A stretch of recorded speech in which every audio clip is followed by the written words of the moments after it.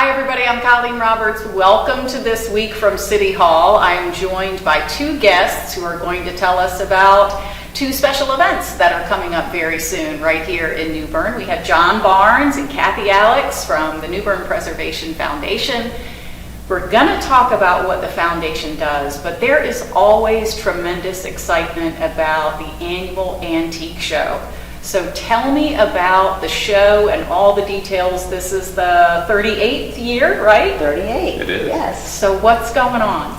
We're sold out for vendors again this year. There are 23 vendors coming.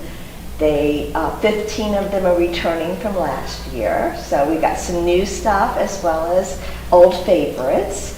It is January 23rd. That evening will be our first look, which includes a reception and early shopping. It's not just looking, you can actually see something that you have to have and you can purchase it that night.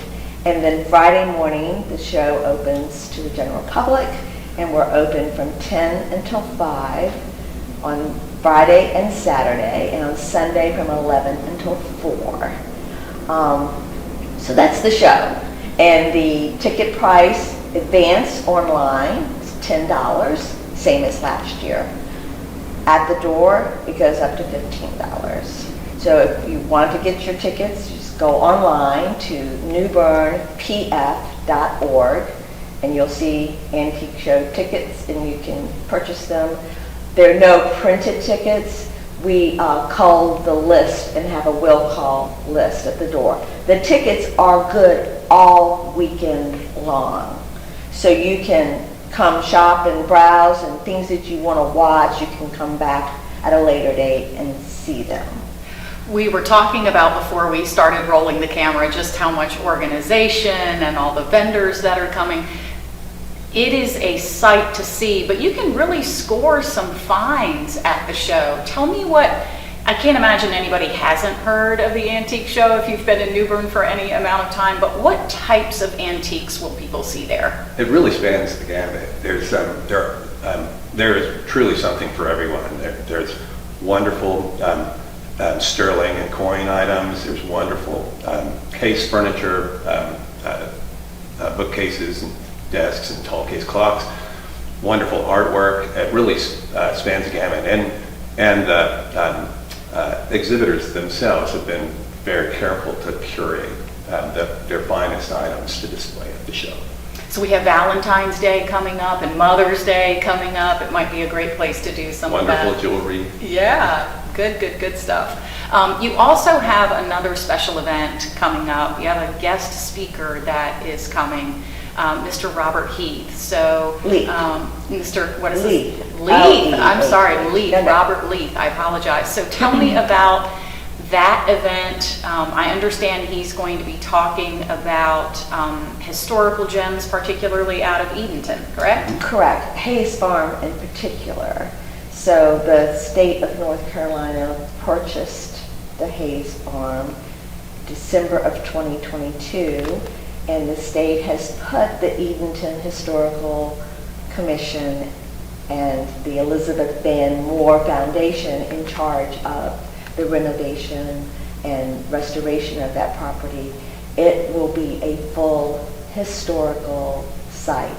Beautiful, 22 outbuildings, significant history to the state of North Carolina. It truly is a wonderful facility, and it's so rare to find one that's so complete and so unaltered. So the home itself is an architectural masterpiece, but in addition to that, it's really rare to find all of the original outbuildings intact. So it's for anyone that has an interest in historic architecture, it'll be a true gem. So, talk about that process, because it'll be a really neat thing to watch, but I imagine it could take some time. Mm-hmm. Yeah, that is true. And Robert will be able to speak to all of those details, so we'll encourage you to see his talk. I'm eager to see it myself. But it's open now, so you can see it through its evolution and through its restoration. Many things will be preserved as they are, and many things will be restored. But it's interesting to see how the standing archaeology, to see how it evolves from as found to what it's going to look like when they're done with it. Now, It's beautiful now, though, sorry. no, you're fine. This speaker event, is this also ticketed? It's going to be held at Mayola as Yes, well. yes. How do we attend that? So it is ticketed. Tickets are available online, as I said before. It is $10 in advance, $15 at the door. It is a separate building from the Mayola main hall where we're having the show. It's called Cedar Grove Sanctuary. And it has some garage doors out front that's been renovated. A church uses it on Sundays for their meetings. So we are opting to use that on Saturday morning as the speaker location. It's literally steps away, 20 feet away from the entry door into the exhibit hall. So it's extraordinarily convenient and very comfortable, and it's nice to be able to separate it from all of the exhibits, so people are not disrupted in their display of items that are available and for their shopping. And you can get a very organized and nicely appointed lecture hall, if you will, if you're there to see that in particular. The other thing that I'd like to add is that we have food trucks that are going to be there on nice. Friday and Saturday. So you could have a whole day of history, grab lunch, and shop.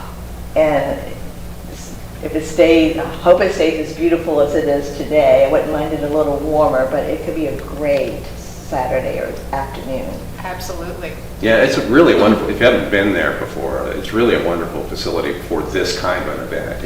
It's a historic building itself. It was originally one of the early lumber company warehouses, and then Mayola purchased it and built their facilities around it and became part of their facilities. And now the Hawkins have turned it into an event venue, and it's really well suited for showcasing antiques because it looks very historic, a lot of exposed bricks and open beam work. So it really does provide a really nice backdrop for what's being showcased in it. I want to make sure we mention the date and time for the guest speaker. You outlined the antique show. The guest speaker event's January 25th, correct? Correct, on that Saturday, the 25th at 10 a.m. And we're projecting probably an hour and a half talk. Okay. So till about 11:30. Before we talk about what the New Bern Preservation Foundation does, you have, and we're going to put some pictures up on the screen, a beautiful silver teapot and coin cup that I want you to talk a little bit about. Is this going to be available at the antique show? No, they're not going to be available, but Okay. items like these will be available. They're really more to be exemplary of the kind of items that you can expect to see there. So they're on loan to us from a local New Bern collector. And the teapots in particular, the thing is that they all of these items have their own provenance, and the provenance is displayed right on the item. So for example, the teapots, all of those teapots were crafted by the same silversmith in the 18th century. And if you turn them all to the bottom, you can see England had a very regimented and strict regulations about how you had to mark your silver. So it actually tells you who crafted it, who the silversmith was that crafted it, what year it was crafted, where it was crafted, and it's been what they call assayed as sterling. So you had to send it to an office, and that office had to put all those marks on it, except for the maker's mark. The maker put that mark on there, and certify that it is what it is. And that's in contrast, and all of those pots are from the same silversmith. And how remarkable is it to think that these were crafted by one silversmith in London in 1799, and they all traveled the world wherever they went to, and ended up back together here at New Bern. But in comparison, and the reason for all of that certification of the items as sterling is there was a common practice to create works of art like those out of a lesser quality silver, and less pure silver, and you often hear that referred to as coin, and it derives its name from actual currency, where silversmiths would melt it down and turn it into teapots, cups, chalices.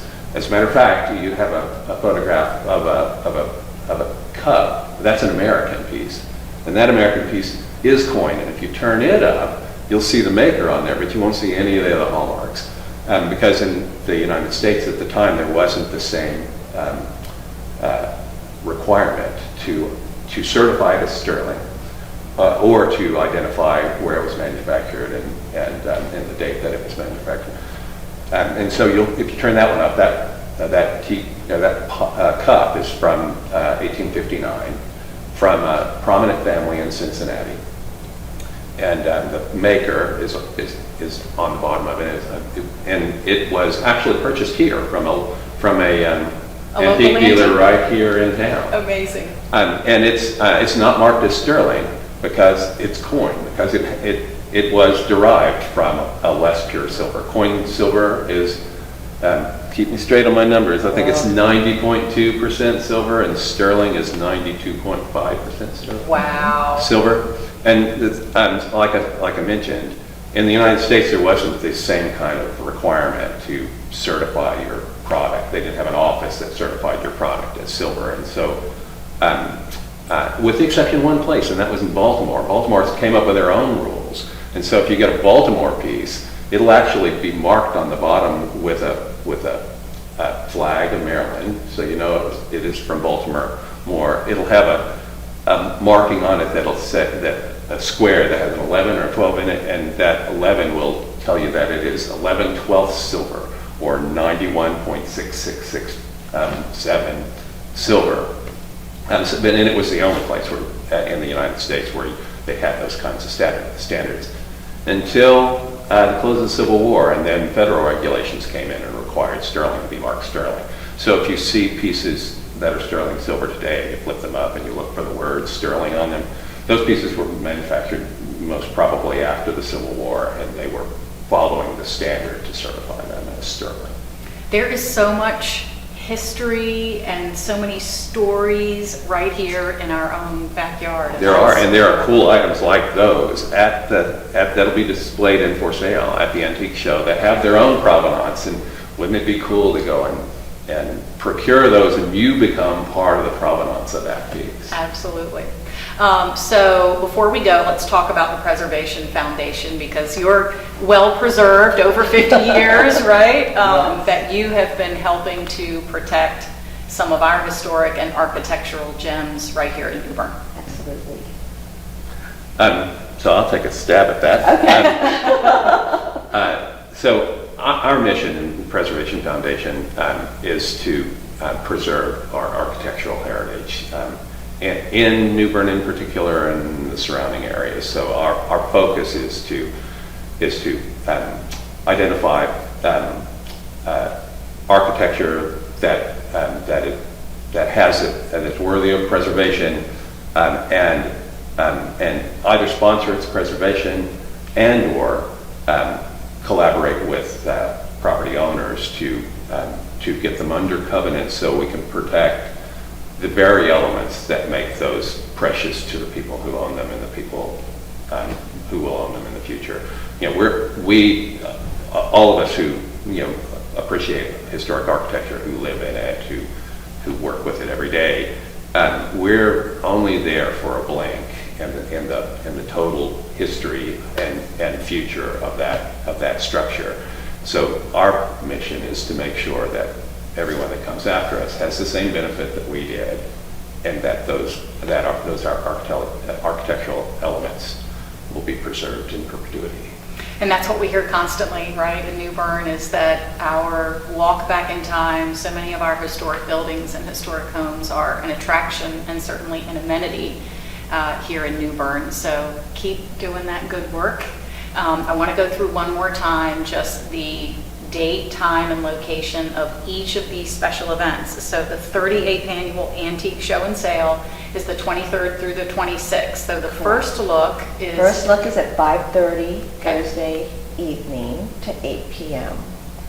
And then on the Friday the 24th, we'll open to the general public at 10 a.m. and we'll be open 10 to 5 both Friday and Saturday. And then Sunday the 26th from 11 a.m. to 4 p.m. $10 online for a ticket, $15 at the door. And then we have the special guest speaker, Robert Leith, January 25th. Correct. And 10 a.m. Okay. until about 11:30 a.m. Tickets are, again, $10. It is a separately ticketed event. Okay. And then 15 at the 15 door. at the door. Okay. Yeah. And if you want more information, especially about tickets or any of these events, newbernpf.org to visit the Preservation Foundation. John and Kathy, thank you so much for joining us today. Well, thank you for the And invite. for being such a wealth of information. And thank you for tuning in for This Week from City Hall.